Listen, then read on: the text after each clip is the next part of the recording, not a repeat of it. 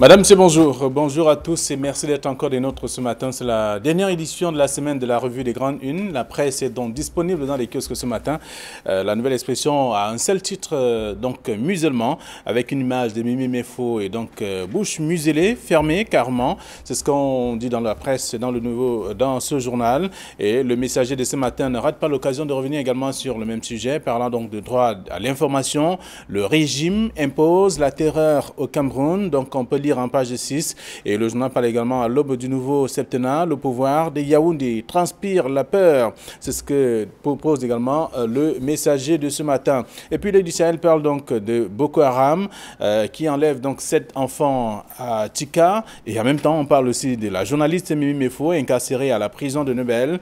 D'autres sujets sont également à découvrir dans le journal ce matin. Le journal qui est donc disponible dans les kiosques aussi, dans le journal L'Œil du Sahel. Le journal et qui est également disponible, c'est Mutation qui est donc disponible, qui a un autre titre aussi que je vous propose ce matin, vers vent des terreurs sur les journalistes au Cameroun. C'est le grand titre du journal ce matin. Et en parcourant l'article, on découvre qu'il y a toujours des sujets, il y a des faits également qui accompagnent notamment ce qui est fait sur le terrain. Il y a une image de Joseph Olinga, bien entendu, le chef d'ex, le messager à l'ouest Cameroun, et bien entendu Mimi Mefo à la une également de ce même journal pour parler également de ce que subit la presse depuis quelques temps. C'est à découvrir dans le journal ce matin, le journal Mutation. À lire toujours dans la presse ce matin, il y a le quotidien Le Jour qui se demande pourquoi et toujours pourquoi. C'est le grand titre pour parler un peu de cette journaliste du groupe La Nouvelle Expression qui a été donc interpellée et donc jeté à la prison de Nebel, ici même à Douala. C'est donc toute une histoire à découvrir dans le dossier proposé par le journal, le quotidien Le Jour et d'autres informations aussi. Le quotidien de l'économie s'intéresse également à cette même information parlant de mobilisation pour la libération de la journaliste Mimi Mefo et d'autres sujets qui sont également à découvrir dans le même journal, disponible dans les kiosques ce matin. Émergence parle donc du nouveau septennat. Émergence, le quotidien privé bilingue qui parle de Paul Biya. Est-il encore l'homme de la situation? C'est une question, mais avec 13 experts qui s'affrontent sur cette question également ce matin, en parlant également du SOS, la liberté de la presse en danger au Cameroun. C'est donc un autre titre aussi à lire dans le numéro disponible ce matin. Info Matin parle de crise anglophone. Les réponses de Paul Biya aux inquiétudes des États-Unis, c'est un autre grand titre aussi à découvrir dans le dossier proposé par le journal.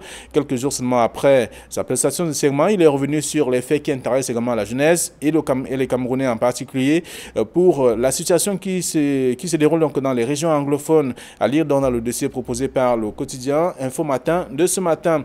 Le journal est donc disponible dans les kiosques tout comme d'autres tabloïds. Et voilà, nous recevons sur ce plateau nos invités comme d'habitude. Georges Semé, bonjour et bienvenue. Merci, bonjour à vous M. Nogo, bonjour à tous les aficionados qui nous regardent tous les vendredis dans le cadre de ce programme. Très bien, merci d'être là également ce vendredi. Camille, bonjour. Bonjour Flavien Vallon-Dongo, bonjour Georges Semé, bonjour téléspectateurs d'Equinox Télévision. Très bien. Nous restons avec notamment plusieurs tabloïds de ce matin pour nous intéresser en tout cas aux unes. La Nouvelle Expression parle de musulman avec une image de Mimi Mefo, la bouche carrément cousue. C'est une image, c'est un titre qui vous parle d'ailleurs ce matin, et en même temps le messager qui parle donc de ce régime qui impose la terreur, et aussi l'Œil du Sahel qui parle donc de cette journaliste incarcérée à la prison de Nebel. Et en même temps on va découvrir à la une du journal Mutation de ce matin, vent de terreur sur les journalistes au Cameroun. Tout cela pour exprimer quoi? Bien, pour exprimer bien évidemment une exceptionnelle solidarité sur la cause, par rapport à la cause de notre consoeur Mimi Mefo. Je pense que c'est d'abord le premier devoir de la part des corporatistes de journalisme de l'évoquer. On a vu plusieurs titres qui ont barré toute leur une sur cette affaire, mais d'autres qui en ont réservé une petite une tout simplement. Mais je crois que c'était le moment opportun d'en parler, et bien évidemment chacun a son angle de traitement. La Nouvelle Expression a mis sur toute la une le musulman de la presse.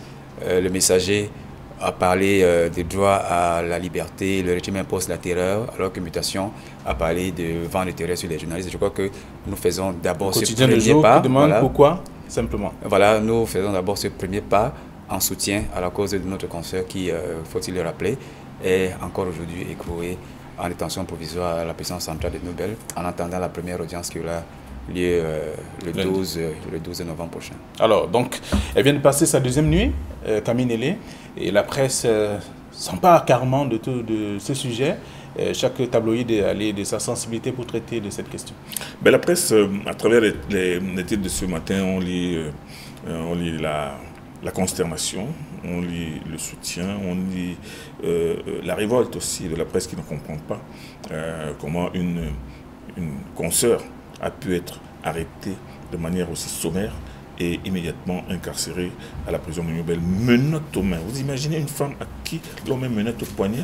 C'est quelque chose, c'est une image surréaliste. C'est-à-dire qu'on dirait qu'on a affaire à une terroriste ou à une bande de braqueurs. Non, la presse ce matin, elle s'indigne, et si elle s'indigne, je pense qu'elle s'indigne à raison.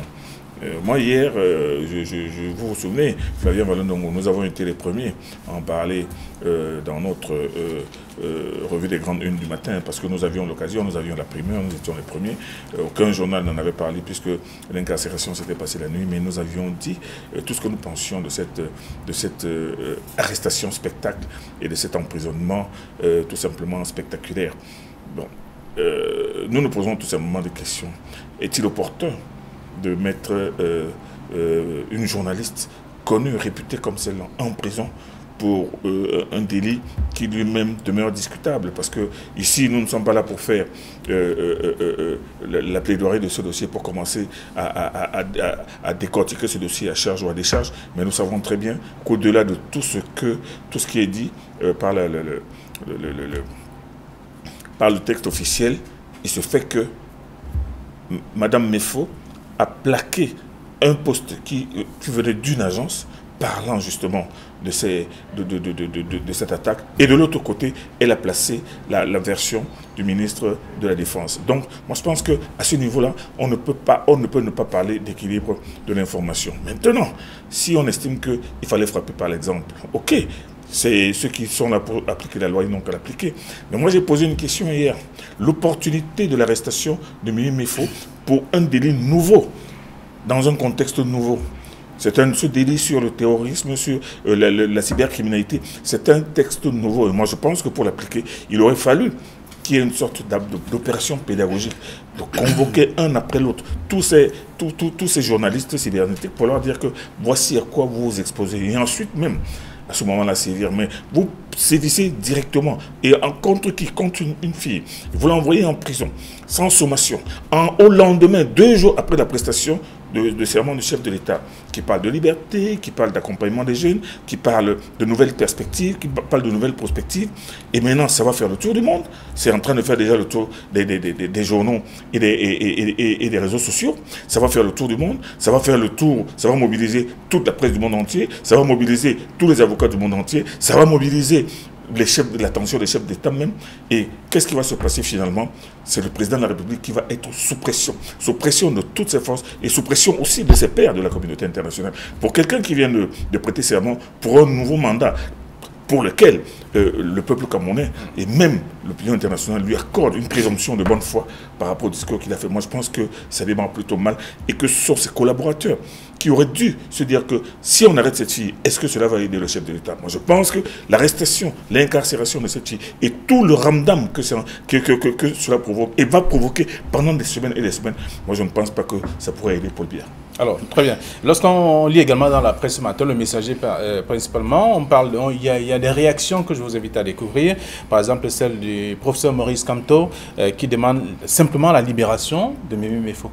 Bien, il y a eu une avalanche de réactions. Ça a d'abord commencé par ses confrères journalistes, et ensuite il y a eu des politiques qui se sont prononcés. Vous avez cité le cas de l'ancien candidat à la présidentielle de novembre, 17 octobre 2018, M. Kamto, mais il y a également eu un communiqué qui a été rendu public par le Manidem, qui est un parti politique de l'opposition au Cameroun, mais il y a d'autres figures de la scène politique camerounaise qui sont sorties, Mme Kawala par exemple, et puis certains responsables politiques du SDF. Mais il y a également eu des réactions qui sont venues de l'international, non seulement de nos soutiens corporatistes à l'international, mais également de certaines organisations internationales qui ont appris, comme tout le reste de la cause, l'affaire sur Mimi Mefo.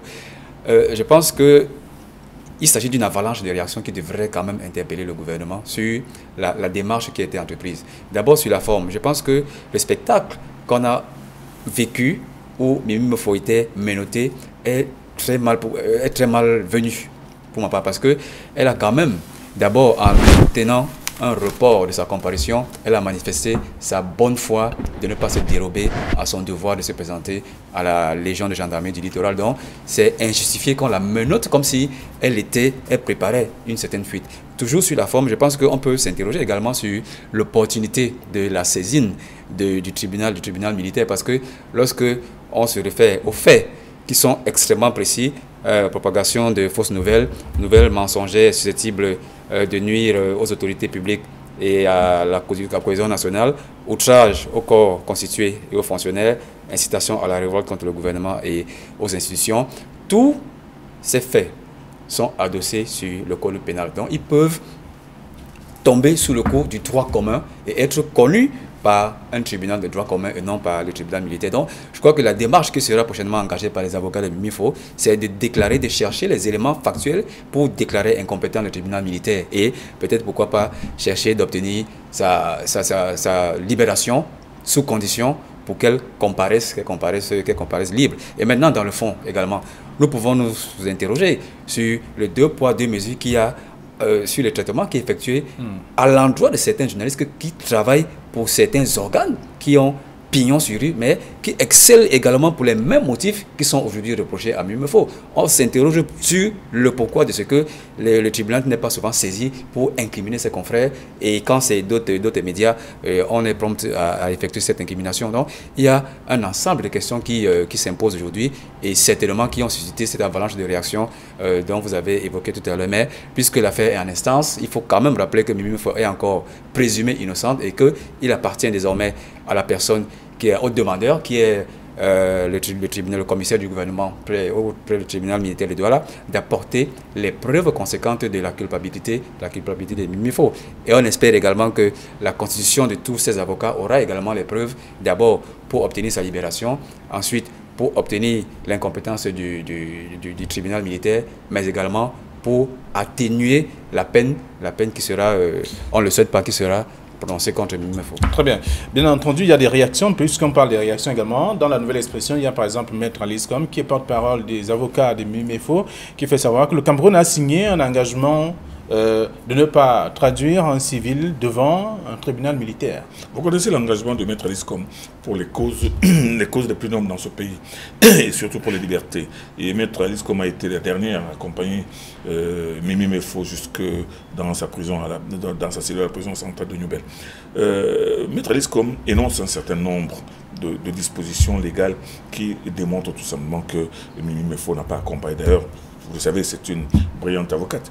Mais au-delà du juridisme simple, moi je pense que nous n'avons pas à ergoter sur les textes de loi, sur si elle a raison, si elle a tort. Je pense que là, aujourd'hui, dans le contexte actuel, je le dis et je le maintiens, il ne faudrait pas que le président Paul Biya soit obligé à prononcer sa relaxe ou sa libération ou après les pressions qui vont être exercées sur sa personne. Parce que je vous le dis, je me souviens avec l'affaire Yono Black et je me souviens avec d'autres affaires. Je vous ai dit ici hier comment l'affaire Yono Black a été déclenchée par un commissaire tout simplement imprudent. Hein, imprudent. M. Bachandi a décidé d'arrêter des gens qui s'étaient réunis et il a sorti un texte vieux de 1962. Il a parlé comment est-ce qu'on appelait ça, je vais retrouver le terme. Il les a traduits devant le tribunal militaire. Ils ont été, malgré toutes les pressions internationales, ils ont été traduits devant le tribunal militaire. Et deux parmi eux, Kananese et Yono Black, ont été condamnés à 4 et 3 ans d'emprisonnement. Ils ont été enfermés. Pendant que Yono Black était en train d'aller à Baturi et Kananese à Yoko, c'est là que le président de la République les gracie. Mais ça fait un bruit terrible. Mais il les a graciés parce qu'il avait reçu une pression extraordinaire. Il ne faudrait pas qu'en ce début de mandat, le président de la République vive la même pression. Il n'y a aucun intérêt. Moi, je pense que ses collaborateurs et ceux qui sont qui ont la responsabilité de conduire la justice, ils devraient penser à accompagner le chef d'État et à éviter le moins de quoi possible. Ce projet, la résolution de cette affaire-là aujourd'hui, va être d'abord politique. On va d'abord commencer, on ne va pas regarder le débat juridique mais politique. Il faut que les uns et les autres comprennent que le début du mandat du président Paul Biya ne peut pas commencer par une affaire aussi assourdissante. Moi je pense. Et ceux qui vont la laisser continuer à rester en prison, moi je pense qu'ils n'aideront pas le chef de l'État. Ça c'est mon point de vue. Et je pense que c'est un point de vue qui est partagé par beaucoup de personnes parce que là aujourd'hui, il ne faudrait pas non plus qu'on fasse des comparaisons avec d'autres affaires parce que j'ai entendu quelqu'un faire des comparaisons hier dans une vente apportée en parlant de l'affaire du correspondant de RFI qui a été condamné pour terrorisme, qui a passé 2 ans en prison. Non, l'affaire n'est pas la même. Comparaison n'est pas raison. L'affaire Mimi Mefo se trouve au moment où le président de la République vient de prêter serment. Moi, je pense qu'il ne faudrait pas que Paul Biya qu'on torde la main de Paul Biya pour l'amener à libérer Mimi Mefo. Très bien. Alors, lorsqu'on a fini de lire, en tout cas, ces réactions dans la plupart des tabloïds ce matin, le Messager ainsi que la Nouvelle Expression, on peut se poser la question, doit-on toujours punir et comment punir, finalement? Bien, écoutez, vous savez que depuis un certain moment, le gouvernement camerounais s'est entouré d'un national juridique extrêmement répressif. Non seulement pour le commun des Camerounais, mais également pour les professionnels, dont les journalistes. Je vais d'abord partir de la loi sur la cybersécurité et la cybercriminalité. Je crois que c'est un premier piège contre l'exercice de la profession des journalistes, parce qu'il y a certains présumés chefs d'accusation qui sont à l'encontre des Mimi Mefo, qui tombent sous le coup de cette loi de 2010. Mais également, il y a cette loi de 2014 qui a été fortement décriée, qui est celle portant sur la répression des actes de terrorisme. Nous l'avons fortement décriée, et même certaines organisations de la communauté internationale l'ont décriée, qui constitue également, qui décèle, qui en elle-même des pièges dans l'exercice de notre profession. Et dans ce cas également, Mimi Mefo est présumé tomber sous le coup de cette loi.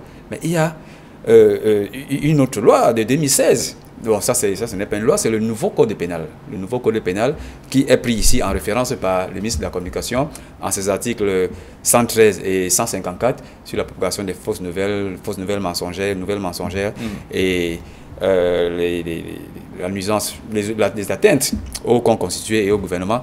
Je pense que notre consoeur encourt tout simplement jusqu'à 3 ans d'emprisonnement, et c'est extrêmement grave. Donc, notre confrère de Le Jour se demandent pourquoi.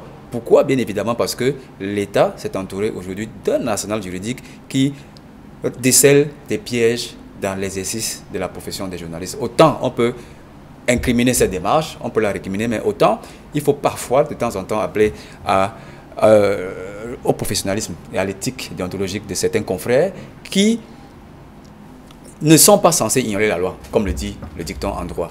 Ils devraient prendre connaissance de ces petits pièges renfermés dans ces 3 textes afin qu'ils ne tombent pas dans le jeu du gouvernement. Je pense que c'est également un appel lancé à l'endroit de ces organisations de journalistes afin qu'ils pensent à former davantage leurs journalistes sur ces petits pièges qui nous auraient certainement évité cette affaire de Mimi Mefo. Donc nous avons une solidarité de corps à l'endroit de notre consoeur, et je pense que tel que le programme a été établi à travers un communiqué du syndicat national des journalistes du Cameroun, nous allons la soutenir jusqu'à ce que, avec l'aide des avocats, nous obtenons pourquoi pas sa libération ou alors sa comparution libre. Très bien. Alors, le sujet fait le tour de plusieurs tabloïds ce matin, contrairement à ce qu'on se demandait hier. Donc aujourd'hui, la presse est revenue, mais il y a Cameroun Tribune qui n'a même pas fait mention. Ben écoutez, Cameroun Tribune, c'est une presse, mais c'est une presse essentiellement gouvernementale. Gouvernementale parce qu'elle vit essentiellement des publicités gouvernementales, mais également des subventions gouvernementales, dont leur éditorial de traitement est assez délicat. Mais je crois qu'ici, on parle d'une profession, d'une corporation. Autant on s'appelle confrère entre journalistes privés, mais on s'appelle également confrère entre journalistes du public. Et je pense qu'on devrait être solidaire de cette cause, quel que soit l'angle de traitement. Mais en parler, on a noté tout simplement un déni d'information de la part de nos confrères de Cameroun Tribune, qui auraient pu en parler, mais d'une autre manière. Au moins, ça aurait, à leur façon, éduqué les lecteurs des journaux. Malheureusement, c'est un déni total d'information. Et c'est certainement, vous avez bien fait de relever cela. on espère que peut-être dans les prochaines parutions, puisque c'est un quotidien, dans la parution de demain, on en fera au moins un petit encart. De lundi, voilà, on en fera peut-être un petit encart pour essayer de mitiger un peu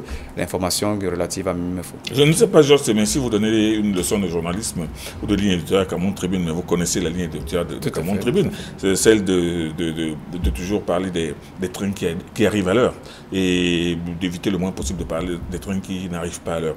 Mais vous évoquez Cameroun Tribune, vous avez certainement oublié d'évoquer d'autres quotidiens ou d'autres hebdomadaires paraissant du côté des Yaoundé qui n'ont pas publié cette information. C'est-à-dire que pour eux, l'information n'existe pas. Pour eux, rien ne s'est passé à Douala.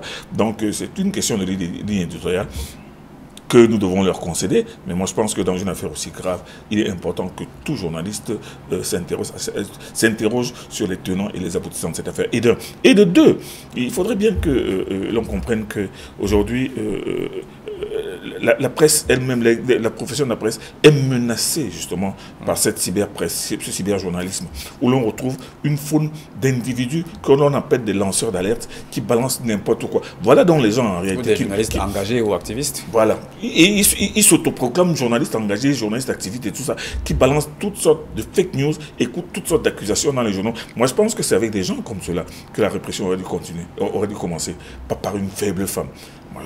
Et là, aujourd'hui où les gens commencent à comprendre que pour une pécadille, on peut vous arrêter et vous coller le motif de subversion ou d'atteinte à la sécurité intérieure. Je pense que les gens seront un peu plus prudents. Mais seulement, il faudrait vraiment que le ménage soit fait au niveau justement de cette presse cybernétique. Alors, où on trouve tout et n'importe quoi, surtout au niveau de ceux qui se sont autoproclamés lanceurs d'alerte. Très bien. Et lorsqu'on lit le titre de Mutation ce matin, il y a un vent de terrain sur les journalistes.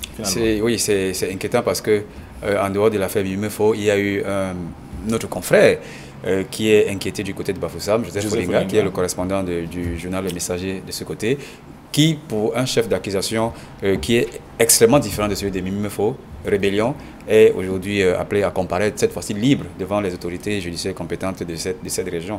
Je crois que c'est un vent de terreur qui souffle dans les milieux journalistiques. Vous savez, j'aimerais dans ce cas couper la poire en deux parce qu'il ne faut pas effectivement mélanger les deux affaires. Autant Mimefo inquiété, autant Joseph Folinga inquiété, mais on ne peut pas mettre les deux affaires dans le même package judiciaire. Toujours est-il que les journalistes sont menacés. Toujours est-il que ce sont des journalistes, mais on ne le dira jamais assez, c'est le moment, c'est l'occasion d'appeler à la responsabilité des journalistes. Parce que nous exerçons dans une république et nous sommes censés ne pas ignorer les lois. Même si elles sont des mauvaises lois, il faut les connaître et éviter les pièges qui sont cachés derrière ces lois. Que ce soit Mimefo, que ce soit Olinga, je crois qu'ils devraient les connaître. Donc cela ne devrait pas être considéré comme un acharnement tous azimuts sur la presse. Quand le gouvernement va se présenter, il va se présenter avec des preuves. Il va dire, voici des lois, vous n'avez pas respecté les lois. Donc à nous d'éviter de se retrouver dans ce type de situation délicate, et ça vaut autant pour M. Olinga, qui est cette fois-ci inculpé pour tentative de rébellion, alors qu'il n'était pas du tout dans l'exercice de ses fonctions, mais il s'est érigé contre une décision du gouverneur de la région de l'Ouest qui demandait que, du sous-préfet qui demandait que les bars ferment à une certaine heure. Il n'était pas du tout dans l'exercice de ses fonctions de journaliste, et je pense que c'est un appel qu'il faut lancer à l'endroit de nos confrères de prendre la mesure des pièges qui sont contenus. Pourquoi pas dans les lois, mais également dans les arrêtés qui sont prises dans l'exercice ou alors dans le cadre de leurs activités, quotidiennes. Ça va nous éviter des procès tels qu'on en a actuellement sur la table. Ok. Alors, Mutation qui parle donc de vent de terreur sur les journalistes et en même temps le Messager parle de droit à l'information. Le régime impose la terreur. Sensiblement. Quand on lit ça, on est en droit, les journalistes sont en droit de tomber sur une sorte de terreur. C'est-à-dire qu'ils se disent que maintenant tout peut leur arriver. Ils se disent maintenant qu'il suffit qu'un policier zélé décide de les arrêter pour une virgule de trop ou de moins, ou alors de les prendre pour un commentaire, parce qu'on en est encore à la presse cybernétique. On va tomber bientôt au niveau de la presse écrite, où là, il y a quand même des éléments qui sont là. Et vous savez ce qui s'écrit parfois dans certains journaux. Vous connaissez les termes, parce que ce ne sera pas seulement seulement, il ne sera plus seulement question de la propagation de fausses nouvelles, mais il sera même aussi question d'injures par voie de presse, de diffamation par voie de presse, et même d'hostilité envers la patrie, parce qu'il y a certains journaux aussi, quand ils écrivent des articles sur le Cameroun, les termes qu'ils utilisent sont des termes tellement orduriers que je pense que l'État serait en droit de leur intenter un procès. Donc, les journalistes commencent à savoir, en ce début de 7e mandat, à quoi s'en tenir et savoir que les choses ne seront pas faciles et que le gouvernement lui-même tient à appliquer les lois de façon rigide. Et je ne pense pas qu'avec la rigidité, on va arriver à un climat serein pour les 7 ans à venir. Très bien. Et puisque vous parlez des 7 ans à venir, il y a Émergence qui parle du nouveau septennat. Paul Biya est-il encore l'homme de la situation? C'est la question que traditionnellement, nos confrères d'Émergence parlent le vendredi par une question et font intervenir divers experts, 13. Ici, il y a 13 experts qui s'affrontent. Tout à fait. Paul Biya est-il encore l'homme de la situation? Je pense que je vais apporter une réponse tout à fait mitigée parce que, au regard des résultats de la dernière présidentielle, avec un score positif de M. Biya à 71%, on peut dire que à ce niveau, il est encore l'homme de la situation parce qu'il a gagné avec une majorité très absolue, des suffrages. Mais lorsqu'on regarde le taux d'abstention et le nombre de personnes qui ne se sont pas inscrits ou alors qui se désintéressent de la chose politique, on peut avec raison dire que Paul Biya n'est pas l'homme de la situation parce que, il y a eu une forte abstention et ça joue contre lui, mais également il y a beaucoup de personnes qui sont certainement des déçus de la politique du renouveau, qui ne veulent plus s'intéresser à la chose politique. Donc, je crois que c'est une réponse mitigée que j'apporte, mais on va rester sur son slogan qu'il a propulsé à la tête pour un 7e mandat, disant que c'est un mandat de grandes opportunités. On attend effectivement de voir ces grandes opportunités en espérant que le jour où il a prêté serment, il a dévoilé un chapelet de programme à mettre en œuvre. On espère simplement qu'il va dérouler ce programme et il va satisfaire les attentes de ceux qui se considèrent comme être les déçus de son programme de renouveau. Alors, puisqu'il parlait donc de ce programme, en tout cas pour ce qui est de la jeunesse, mais n'a pas déroulé, n'a pas donné des éléments palpables de comment est-ce que l'opération sera menée sur le terrain.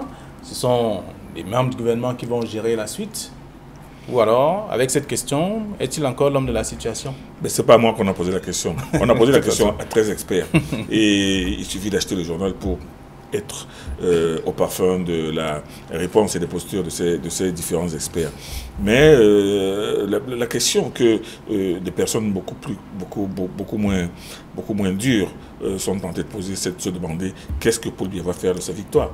Il a gagné une élection avec un score de 71%, il a un blanc-seing pour 7 ans, mais est-ce qu'il va être à la hauteur? Est-ce qu'il va réaliser ce qu'il a promis? Est-ce qu'il va revenir sur un certain nombre de mauvaises habitudes qui sont incrustées dans le journal? Est-ce qu'il va faire le ménage autour de lui pour enlever du paysage des Camerounais ces vieux ministres qui sont là depuis 13, 14, 15 ans, qui ne font rien du tout et qui restent toujours là et qui traînent des casseroles derrière eux? Est-ce qu'il va prendre des dispositions pour qu'il y ait non seulement un démarrage, un redémarrage de l'industrialisation, de création d'emplois, mettre les jeunes au travail et surtout redonner la possibilité au Cameroun de remonter un peu plus dans le doing business et même au niveau de la notoriété et de la confiance internationale? C'est ça qu'on attend de Paul Biya. Ce n'est pas de se poser la question s'il est l'homme de la situation. Les experts vont s'en charger, mais on est en droit de se demander qu'est-ce qu'il va faire de son mandat et qu'est-ce qu'il compte faire de ce mandat-là. C'est ça le véritable problème aujourd'hui. Bon, la seule personne qui peut répondre, c'est lui-même. D'accord, alors c'est la question que se pose Émergence, le quotidien privé bilingue ce matin. Paul Biya est-il encore l'homme de la situation? 13 experts s'affrontent et vous également, vous avez de nouveaux avis, en tout cas, sur cette question. Mais seulement, le messager de ce matin parle à l'aube justement du nouveau septennat. Le pouvoir de Yaoundé transpire la peur. C'est ce que dit le numéro. Écoutez, c'est un avis forcément qu'on peut ne pas partager, mais au regard des événements au Cameroun depuis 2014, le régime de Yaoundé effectivement peut transpirer la peur. D'abord avec l'instabilité dans la région de l'Est où on a vu des incursions répétées des forces armées qui venaient de la République centrafricaine, mais également avec Boko Haram du côté de la région de l'extrême nord et maintenant avec la crise anglophone. Et vous savez qu'à côté de cette crise sécuritaire, il y a un climat sociopolitique qui est quand même assez électrique dû aux relations entre le gouvernement actuel et certains partis de l'opposition qui fait qu'il n'y a pas la sérénité au sein du pouvoir aujourd'hui. Et vous savez que le RDPC également est parfois taxé d'un parti qui n'est pas serein en interne parce qu'il y a des batailles de positionnement. Donc, en interne comme en externe, effectivement, je pense que le pouvoir de Yaoundé peut transpirer la peur parce qu'il y a certains éléments qui sont favorables à ce qu'on ne soit pas serein au sein de l'appareil de l'État. Alors, le sous-titre, en tout cas, je voudrais dire, le titre en pied de une, donc, je veux dire, le journal Le Messager, en pied de une ce matin, parle donc de ce pouvoir de Yaoundé qui transpire la peur. Comment pour exprimer le climat actuel? Non, je ne pense pas que le régime de Yaoundé puisse avoir peur. Il n'a pas peur. Et il y a quand même une fébrilité qu'on enregistre, mais ce n'est pas de la peur. Il y a une différence entre fébrilité et peur. Fébrilité par rapport justement à la question de sud-ouest-nord-ouest, où on n'arrive toujours pas, où les forces de défense sont toujours dans une situation de défensive et pas d'offensive. C'est-à-dire qu'il faut vraiment aller jusqu'au bout. Bon, Paul Biya, dans son discours, a demandé aux sécessionnistes de déposer les armes et que ceux qui ne vont pas déposer les armes, ils vont assumer ça jusqu'au bout parce qu'ils ils feront face à la détermination de l'État. C'est un discours musclé, c'est un discours qui ne démontre pas la peur, bien au contraire. Donc, la fébrilité, oui, on peut parler de fébrilité par rapport à ce qui se passe avec ces journalistes qu'on est en train d'arrêter pour des motifs divers. On peut lire la même fébrilité, par exemple, dans cette obstination de certains hommes politiques à continuer à faire une sorte de prolongation après l'élection qui est déjà derrière nous, mais qui continue à monopoliser, à mobiliser les jeunes pour un combat qui est désormais considéré comme un combat d'arrière-garde. Et la fébrilité, on la sent plutôt du côté des forces de l'ordre qui ne peuvent pas aller jusqu'au bout, qui ne peuvent pas arrêter ces personnalités-là, mais qui sont obligées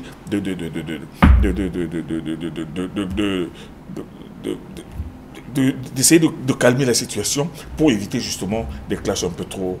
Donc peur, non. Fébrilité peut-être, oui. Fébrilité, compte tenu du fait que voici la Coupe d'Afrique des Nations qui arrive, il faut que les choses finissent.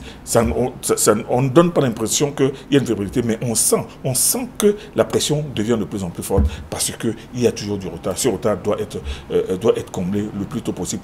Parce que l'organisation de cette Coupe d'Afrique aussi au Cameroun, c'est un challenge qui sera là pour redorer un peu ce septembre qui commence. Donc, il y a une sorte de fébrilité qui, elle est perceptible, mais la peur, non, je ne pense pas. D'accord. Alors, le financier d'Afrique, à côté des questions de finances, justement, parle ce matin de l'intelligence qui analyse en tout cas les défis du nouveau septennat. On voit bien qu'il y a des grands défis à relever pour ce nouveau septennat. Il y a bien évidemment beaucoup d'attentes pour ce nouveau septennat. Financier d'Afrique, on ne commande pas très souvent sur ce plateau, a posé une question fondamentale. Mais je pense que les premiers défis sont d'abord des défis politiques. Pourquoi ne pas penser à une révision de la Constitution? Pourquoi ne pas définitivement désigner un vice-président? Pourquoi ne pas penser à la forme de l'État? Pourquoi ne pas signer le décret d'application de l'article 66? Il y a de nombreux défis politiques sur lesquels devrait s'engager le président de la République, mais il y a également des défis économiques parce que pour beaucoup, le dernier septennat a été un septennat assez difficile et pour certains, toute l'ère Biya est une ère d'échec sur le domaine économique. Donc, le président de la République devra également trouver les bonnes mesures pour la relance de l'économie camerounaise. Et finalement, je crois que le plus grand défi, c'est le défi sécuritaire parce qu'il y a une ceinture d'insécurité qui encercle le Cameroun aujourd'hui. Et avec le discours du président de la République qui a plutôt opté pour une solution forte contre ces entrepreneurs de la guerre, comme il les a appelés, je crois qu'avec ce discours, il y a des mesures fortes qui vont être prises pour que le Cameroun relève ces défis sécuritaires. Le doyen a parlé tout à l'heure de cette Coupe d'Afrique des Nations qu'on organiserait en 2019. Je pense que c'est un autre défi qu'on ne peut pas aligner sur la même échelle que les trois précédents défis que j'ai relevés, mais qui reste quand même un défi que devait relever M. Biya parce que, comme certains le disent, il tient absolument à sucer sa canne. Oui, mais je sais bien que pour aller dans votre suite, vous avez parlé du discours du chef de l'État à l'adresse des sécessionnistes. Moi, je pense que le discours, il ne peut pas se permettre d'avoir un discours faible pendant que les gens sont en train d'appeler au dialogue. Mais le problème du dialogue, ce n'est pas le plus difficile. Le problème maintenant, c'est de savoir et de comprendre qu'aucun État au monde n'a jamais accepté la sécession. Aucun État, que ce soit le Nigeria, où il y a eu un groupe ethnique qui a voulu faire le Biafra. Ça a duré 2 ans, mais l'État a fini par avoir dessus. Regardez même en Tchétchénie, avec Vladimir Poutine, les Tchétchènes ont commis des atrocités avec des attentats terribles et tout ça. L'État, aucun État, que ce soit en France, que ce soit en Espagne, aucun État ne peut accepter cela. Et moi, je pense que le président Biya va dans le sens de cette logique que les gens ne peuvent pas se lever un matin, prendre des armes et commencer à dire que cette partie du pays, c'est la nôtre, vous débrouillez-vous avec le reste.